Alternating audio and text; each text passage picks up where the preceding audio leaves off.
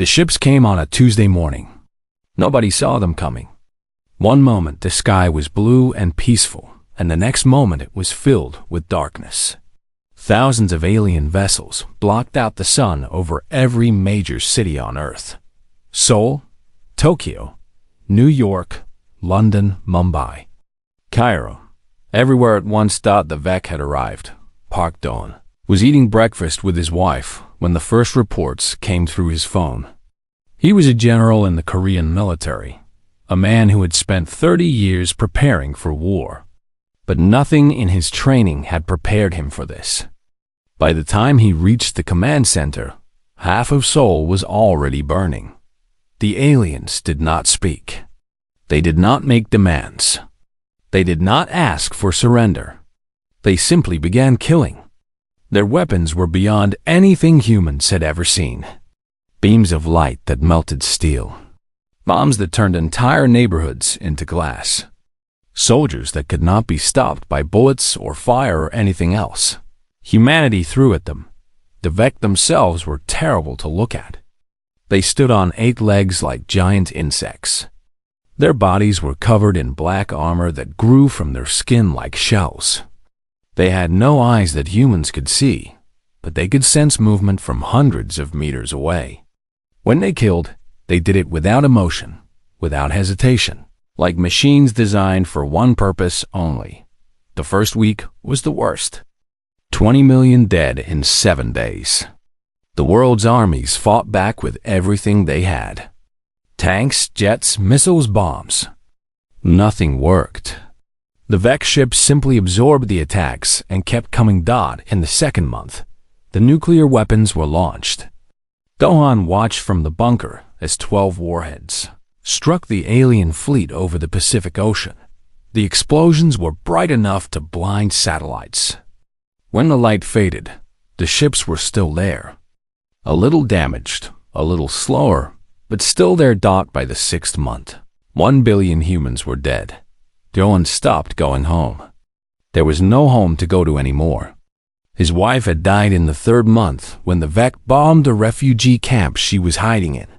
He had not cried. There was no time for crying. There was only the war, and the war was being lost. The Korean peninsula became a graveyard. Bizen fell. Daegu fell. What remained of the government moved underground, hiding in bunkers that had been built decades ago for a different kind of war.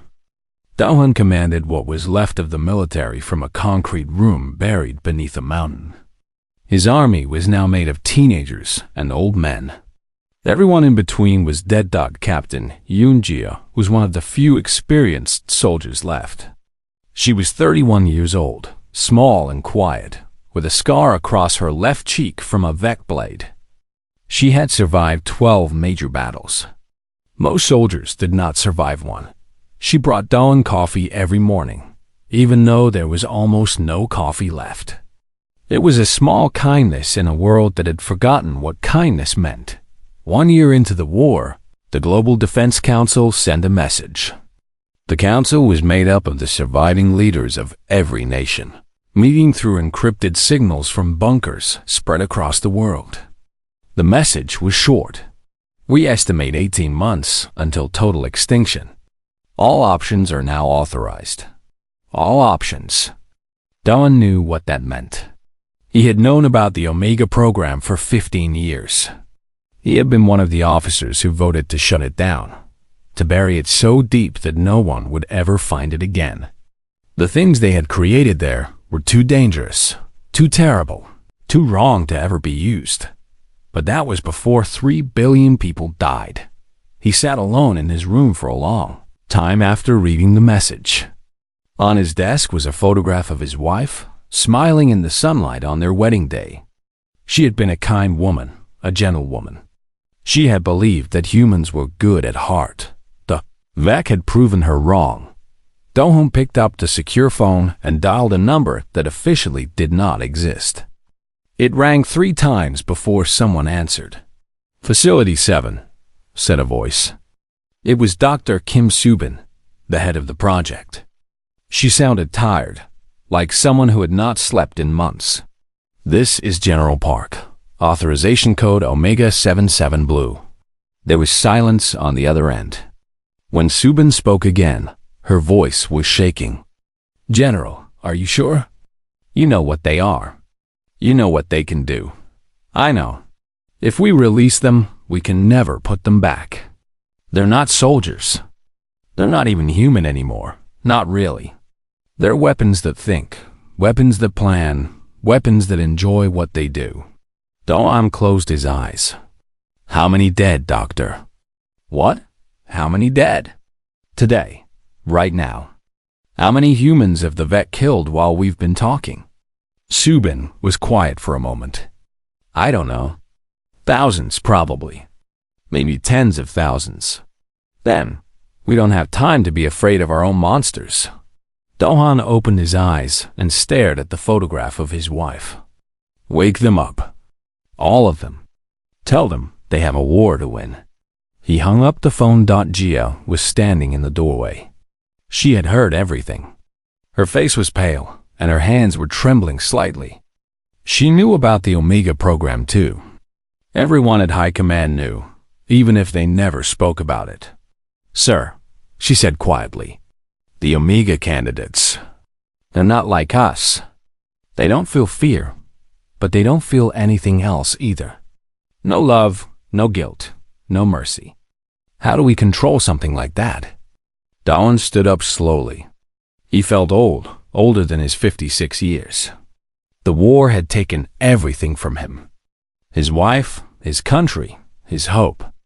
All he had left was duty. We don't control them, he said. We point them at the enemy and pray they kill the Vec before they decide to kill us. He walked past her toward the command center. Besides, Captain, what choice do we have? We've tried everything else. Bullets, bombs, nuclear fire. Nothing stops them, so we send monsters to fight monsters. Yes. Doan paused at the door and looked back at her. That's exactly what we do. And may God forgive us for what comes next. The order went out that night. Deep beneath the volcanic rock of Jeju Island, lights flickered on in a facility that had been dark for 7 years. Machines began to hum. Doors began to open.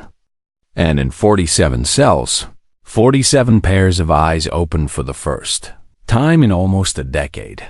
The monsters were waking up, and the Vec had no idea what was coming for them. Facility 7 was built in the year 2019, hidden inside a dead volcano on Jeju Island. From the outside, it looked like an ordinary research station. Small buildings, a few antennas, nothing special. But beneath the surface, the facility reached down almost 2 kilometers into the earth. It was designed to hold secrets that the world was never meant to know. Dr. Kim Subin had worked there since the beginning. She was a neuroscientist, one of the best in the world.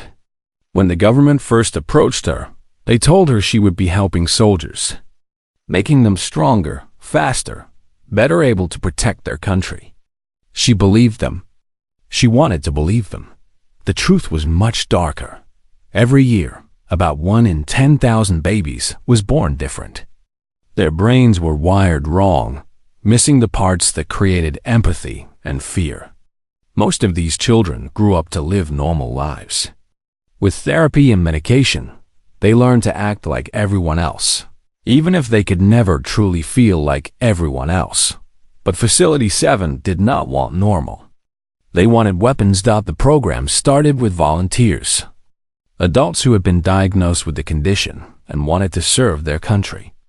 They were given genetic treatments that made their muscles stronger and their reflexes faster. They were given cybernetic implants that connected their brains to computers. They were trained in every form of combat known to humanity. But the treatments did something else too. They removed the last traces of normal human emotion. The volunteers became something new, something that had never existed before. They could think faster than any human, fight harder than any soldier, and kill without a moment of hesitation. They felt no fear in battle, no guilt after killing, no love for anything except the mission. Subin remembered the first time She looked into the eyes of a completed Omega candidate.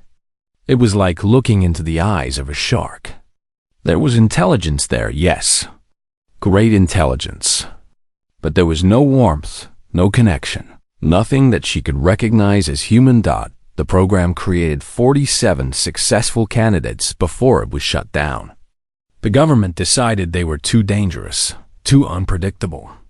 What good was a weapon you could not control? The candidates were put into a special sleep, frozen in tanks of blue liquid, their minds dreaming dreams that no one could understand. For 7 years, they slept. Now they were waking up. Yuna was the first to open her eyes. She was 34 years old, though she did not look it. The genetic treatments had stopped her aging, frozen her body at the peak of physical perfection. Her hair was black and cut short. Her eyes were dark brown, almost black, and completely empty of feeling. She remembered everything. The training, the missions, the kills. She remembered the day they put her to sleep, the government men who were afraid to look at her. She had found their fear amusing. Fear was such a strange thing. She had read about it, studied it, but she had never felt it herself. The tank drained, and as she stepped out onto the cold metal floor, her body was stiff from 7 years of sleep, but it was already adapting, muscles remembering their purpose. Around her, other tanks were opening. Other candidates were waking. Choi Taiwan was the second to emerge. He was 38 years old, tall and thin, with the look of a professor rather than a soldier. Before the program, he had designed weapons for 3 different militaries. He could look at any machine and understand exactly how to destroy it. His mind was like a computer, always calculating, always planning. Lee Yoonji came next. She was the youngest at 26, but she had been in the program the longest. They had taken her when she was only 8 years old, after she killed a boy who bullied her at school. She did not remember her parents. She did not remember anything before Facility 7. The program was her entire life. Then came Baek Jun-ho, the oldest at 41. He was different from the others. He had lived a normal life for 20 years before the program found him. He had a wife and a daughter. He could still remember their faces, but he could not remember what it felt like to love them. That part of him was gone forever. Subin watched them gather in the main hall, 47 figures standing in perfect silence. They did not speak to each other. They did not need to. Each of them understood exactly what was happening and why. The door opened and a holographic image of General Park appeared. His face was tired and sad, like a man who had already lost everything. Yuna stepped forward. "You are releasing us," she said. Her voice was calm, without emotion, like someone reading from a script. "I am giving you a mission," Dohn replied. "The Vec command ship is in orbit above the Pacific. We believe destroying it will break their network and stop the invasion. You have tried missiles 37 times. They shoot them down before they get close." Yuna tilted her head slightly, studying the general's image. "So you need something that can adapt. Something that can think. Something that will not stop until the mission is complete, no matter how many die. Yes, you are afraid of us." Dawn did not look away from her empty eyes. "I am terrified of you. I helped shut down this program because I believed you were too dangerous to exist. But I am more afraid of extinction. 3 billion dead, Miss Han. 3 billion. And the Vec will not stop until every human is gone." Yuna considered this for a long moment. Then something happened that Subin had never seen before. Yuna smiled. It was not a warm smile, not a happy smile. It was the smile of a predator that had just spotted its prey. "Very well, General. We will kill your aliens for you." She turned to face the other candidates. "But understand something. We are not soldiers. We are not heroes. We are exactly what you made us. Monsters. And when this war is over, You will have to decide what to do with us all over again. Doan nodded slowly. I know. But first, we have to survive long enough to face that problem. The hologram disappeared, and Subin stepped forward. Her hands were shaking as she handed Yuna a datapad containing all the information they had about the VEC. I am sorry, Subin said quietly, for what we did to you, for what we turned you into. Yuna looked at her with those empty eyes. Do not apologize, Doctor. You gave me a gift. I have never known fear. I have never known doubt. I have never hesitated before killing. In a universe full of horrors, I am the thing that monsters are afraid of. She turned and walked toward the equipment room. The other candidates following in perfect silence. Subin watched them go, and she felt something cold settle in her stomach. They had created weapons to save humanity, but weapons did not care who they killed. Weapons did not have loyalty or mercy. Weapons only knew how to destroy. She wondered if humanity would survive. The war only to be destroyed by its own creations. Only time would tell. The mission was called Burning Sky. It was a suicide mission, and everyone knew it. The plan was simple, but almost impossible. Steal a VEC shuttle, fly it up to the command ship, break inside, and destroy it from within. No human force had ever gotten close to the command ship. No human force had ever tried what the Omega candidates were about to try. Yuna selected 17 operatives for the mission. She chose each one carefully, picking the skills they would need to succeed. Taiwan for his ability to understand alien technology. Yoonji for her perfect aim and cold efficiency. Junho for his experience and his ability to lead small teams. And 14 others, each one a weapon shaped like a human being. They trained for 3 days. That was all the time they had. Every hour they waited, thousands more humans died. The VEC were moving faster now, clearing entire continents like farmers clearing fields. Africa was almost empty. South America was burning. Europe was falling. On the 4th day, they launched. The stolen VEC shuttle had been captured 6 months earlier when a VEC scout ship crashed in the mountains of Japan.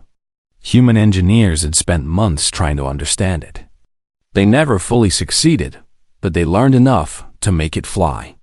The ship was strange, covered in black metal that seemed to move like it was alive. The controls were designed for creatures with 8 legs, not 2 arms. But Taiwan had studied the systems for 48 hours straight, and he understood them well enough to pilot. They rose through the clouds just before dawn. The sky was gray with ash and smoke. Below them, Korea was a wasteland of broken cities and dead forests. Yuna looked down at the destruction and felt nothing. She had never felt anything. But somewhere deep in her modified brain, a small voice wondered what it would be like to mourn Dot at 40,000 meters. The VEC detected them. The defense drones came first. They were small machines, about the size of dogs, made of silver metal that reflected the sunlight. They flew in perfect formations, hundreds of them swarming around the shuttle like angry insects. Yoonji moved to the weapons station. Her hands flew across the controls, targeting systems locking onto drone after drone. The shuttle's stolen weapons fired, beams of green light cutting through the swarm. Drones exploded into fragments of metal and fire. But more kept coming. A drone struck the shuttle side. The ship shook violently, and alarms screamed in the strange clicking language of the VEC. Taiwan adjusted course, spinning the shuttle through a gap in the swarm. His face showed no fear, only concentration. Hull damage on the left side, he reported calmly. We are losing pressure in compartment 3. Seal it, Yuna ordered. Keep climbing. At 100,000 meters, the larger defense ships arrived. They were shaped like triangles, fast and deadly, firing weapons that tore through space with terrible precision. One of them hit the shuttle's engine. The ship lurched, began to fall. Junho moved to the engine room. He was not an engineer, but he understood machines the way a surgeon understood bodies. He found the damaged parts and forced them back together with his bare hands, ignoring the burns that spread across his skin. The engine coughed, sputtered, and then roared back to life. They kept climbing at 180,000 meters. They reached the command ship. It was enormous, larger than anything humans had ever built. The ship was shaped like a great black wheel, slowly spinning in the darkness of space. Lights flickered across its surface, red and orange, like the eyes of some vast creature watching them approach. Taiwan found a maintenance hatch on the outer hull. The shuttle locked onto it with magnetic clamps, and the operatives moved quickly into the airlock. They wore no spacesuits. Their modified bodies could survive the vacuum of space for almost 10 minutes, long enough to get inside. The hatch opened, and they entered the ship. Inside, the air was warm and wet, like a jungle. The walls were made of something that looked like bone, covered in thick cables that pulsed with strange light. The Vec did not build ships the way humans did. They grew them like a spider grows its web. The first Vec they encountered died before it could make a sound. Junho moved through the corridor like a ghost, his combat knife finding the gap between the alien's armor plates. The creature fell, its 8 legs twitching, blue blood spreading across the floor. More Vec came. They ran on their many legs, their claws clicking against the bone floors, making sounds that might have been screams or battle cries. They carried weapons that fired bolts of pure heat, hot enough to melt steel. The Omega operatives moved through them like wind through grass. EUNG killed 7 in 10 seconds. Her twin pistols firing with perfect accuracy. Each shot found the weak point where the head met the body, the one spot where Vec armor was thin.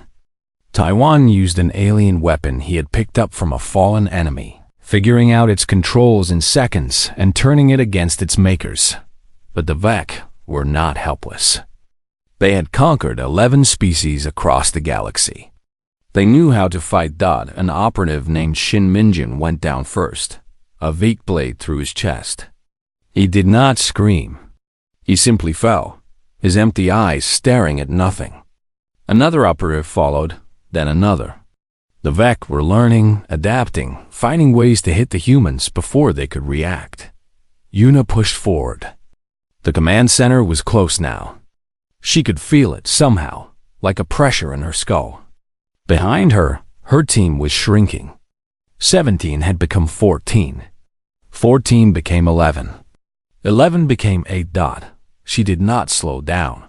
The door to the command center was massive, made of metal that shimmered like oil on water.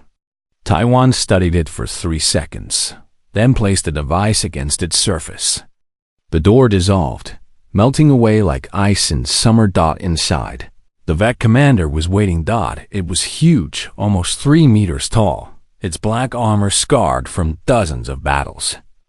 Around it stood a guard of 12 elite Vec soldiers, each one carrying weapons that glowed with deadly light. The commander made a sound. It might have been laughter.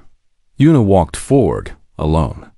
Her team spread out behind her, weapons ready, but she raised a hand to stop them. This was her fight. The commander attacked first, moving with speed that seemed impossible for something so large. Its claws swept toward her head, fast enough to cut through stone. Yuna was faster. She ducked under the blow, her knife cutting across the commander's leg. Blue blood sprayed. The creature roared and struck again, but she was already moving, dancing around it like a shadow. 11 seconds. That was how long the fight lasted. 11 seconds of perfect violence, of movement so fast that even the other operatives could barely follow. At the end, the commander lay on the floor, its armored head separated from its body, blue blood pooling beneath it. Yuna stood over the corpse, not even breathing hard. Behind her, Taiwan was already at the main control panel, his fingers moving across alien symbols. "I have found the self-destruct sequence," he said calmly. We have 4 minutes to reach the shuttle. They ran. Not all of them made it. The Vec swung through the corridors, desperate to stop them. 2 more operatives fell covering the retreat. Another died holding a door closed long enough for the others to escape. 7 operatives reached the shuttle. 7 out of 17. Tay-1 launched them into space, just as the command ship began to tear itself apart. The explosion was beautiful and terrible, a flower of fire blooming in the darkness. The shock wave caught the shuttle and threw it spinning toward Earth. Yun watched through the window as the Vec command ship died. Across the planet below, she knew the alien forces were falling silent. Without the command ship, they had no coordination, no leadership, no purpose. Humanity had won. She waited to feel something.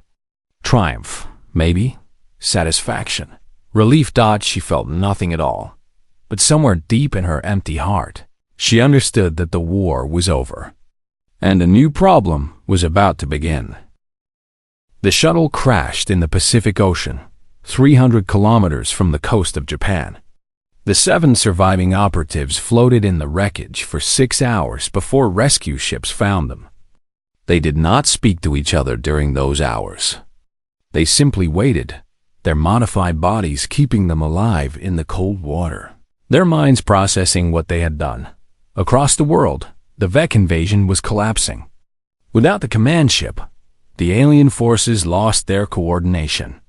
They wandered aimlessly, attacking nothing, defending nothing. Human armies, broken and exhausted, found the strength for one last push. Within a week, the remaining Vec were hunted down and destroyed. The war was over. Humanity had survived, but the cost was beyond imagining. 3 billion dead. Entire continents left as wastelands. Cities that had stood for centuries were now nothing but ash and memory.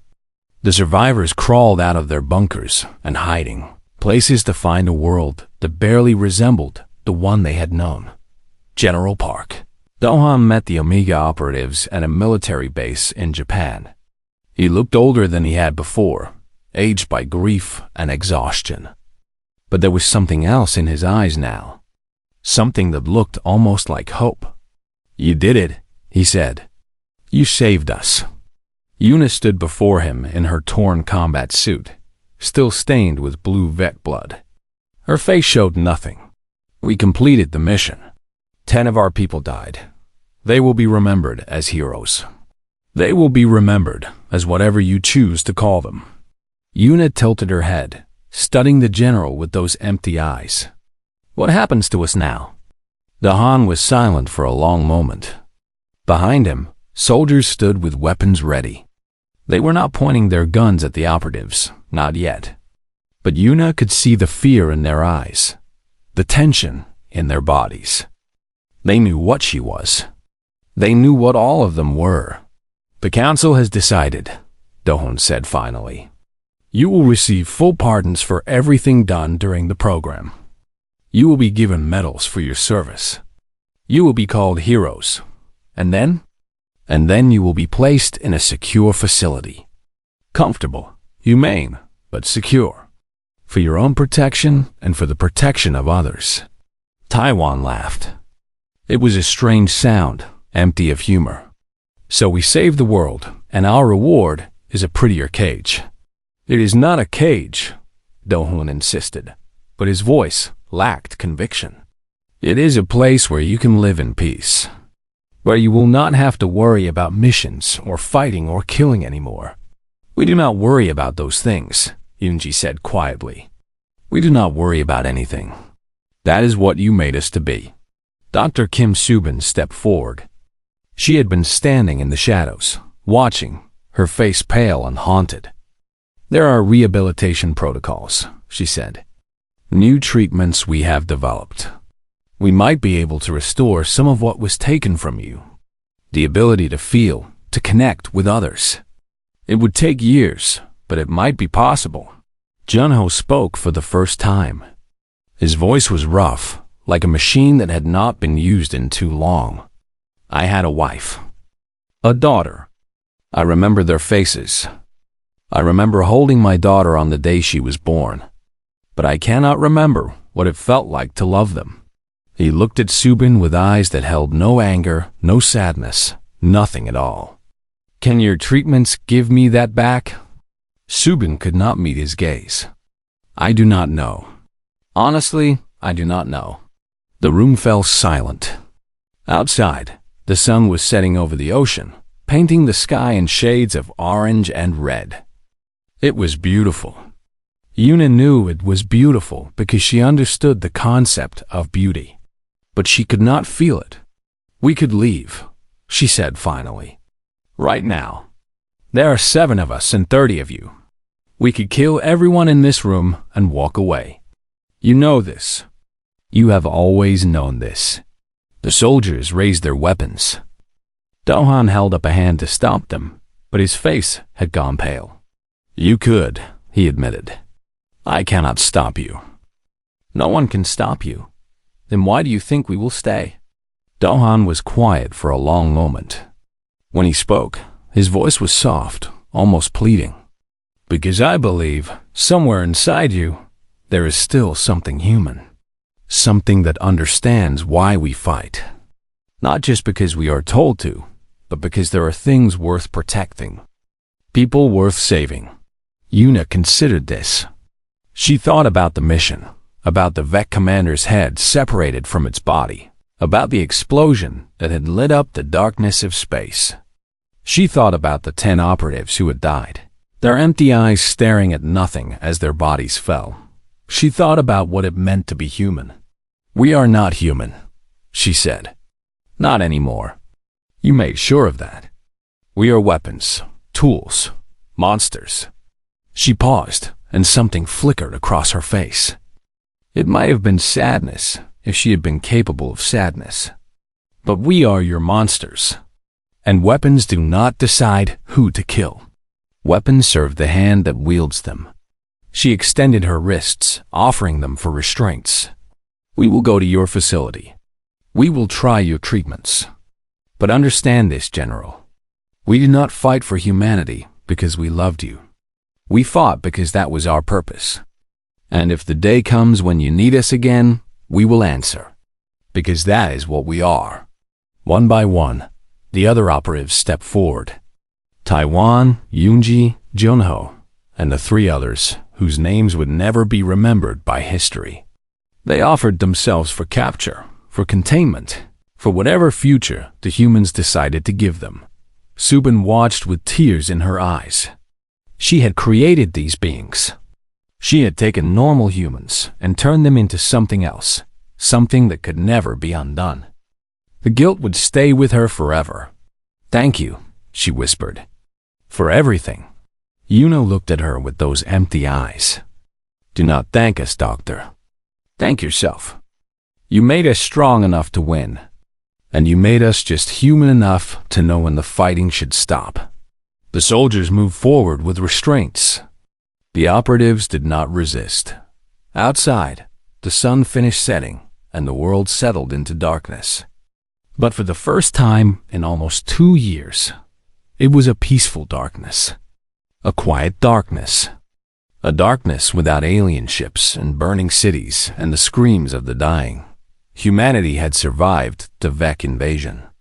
They had done it by creating monsters and unleashing them on their enemies. It was not a noble victory.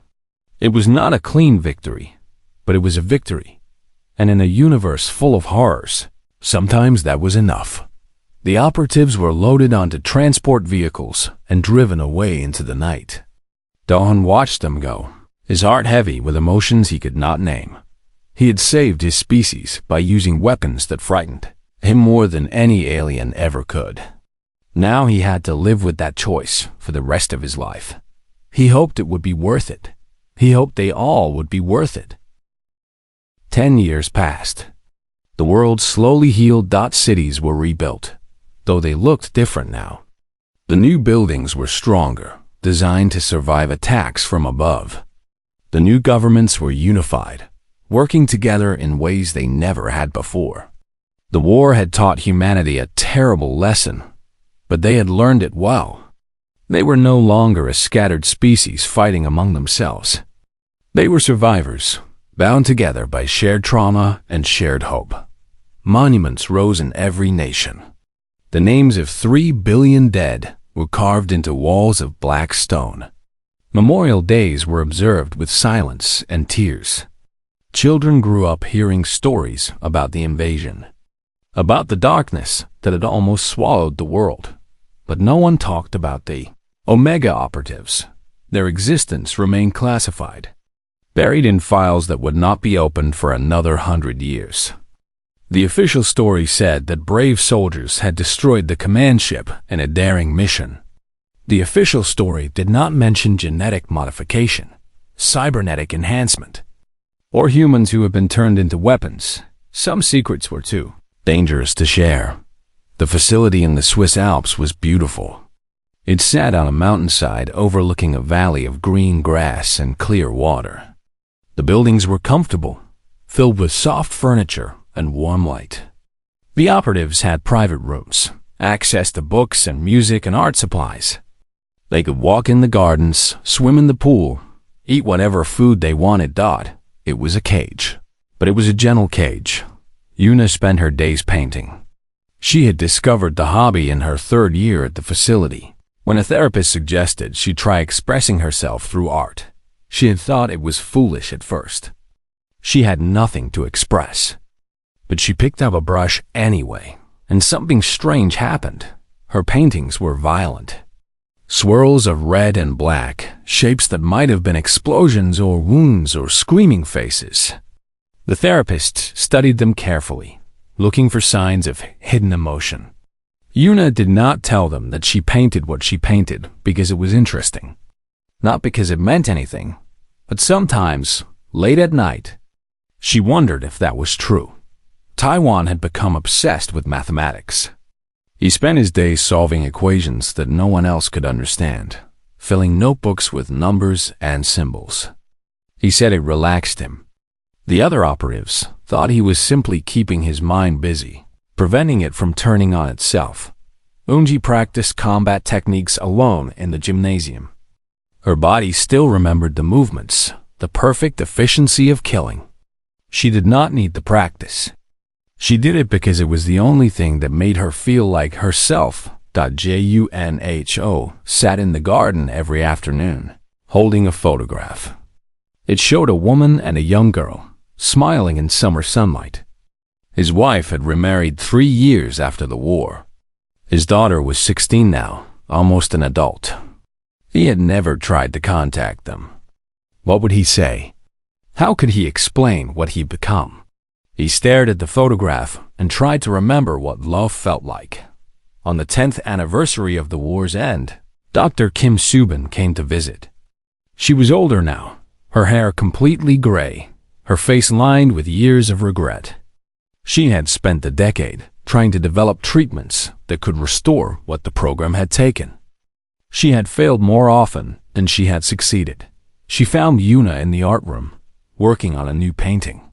This one was different from the others.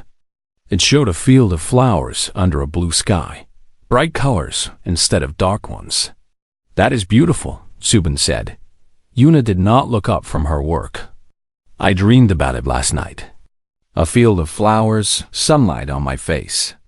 In the dream, I could feel something. Warmth maybe, peace." She paused, her brush hovering over the canvas. "When I woke up, the feeling was gone. The treatments are showing some progress. In a few more years, we might be able to restore some emotional capacity. Perhaps." Una finally looked at her. Her eyes were still empty, but there was something different in them now. Something that might have been curiosity, or hope, or just the passage of time. "Why are you really here, Doctor?" Subin sat down heavily in a chair. She suddenly looked very old, very tired. "There has been a signal. From deep space. Our telescopes picked it up 6 months ago, but they only just finished analyzing it. The Vec? No, something else. Something bigger." Sabin's voice trembled slightly. "The signal contains a message. Our linguists have translated part of it. It says, "The swarm was only the beginning. We are coming to finish what they started." Una set down her brush. She stared at the painting of flowers, at the blue sky that existed only in her dreams. "The council is debating," Subin continued. "They do not know what to do. Our defenses are stronger now, but they might not be strong enough. They are talking about waking you again, about using you again, using us." Una's voice was flat. "Like tools, like weapons, like saviors." Subin leaned forward. "You saved humanity once. You might have to do it again." The room was quiet except for the soft hum of the ventilation system. Somewhere in the facility, Una could hear Yoonji practicing her combat moves, the rhythmic sounds of fists striking pads. She could hear Taiwan muttering equations to himself, lost in his world of numbers. She could hear Junho sitting in the garden, probably staring at that photograph again. Her family, the only people who had ever understood her. "Do you know what I have learned in 10 years, Doctor?" Una asked finally. "I have learned that being human is not about what you feel. It is about what you choose." She stood up and walked to the window.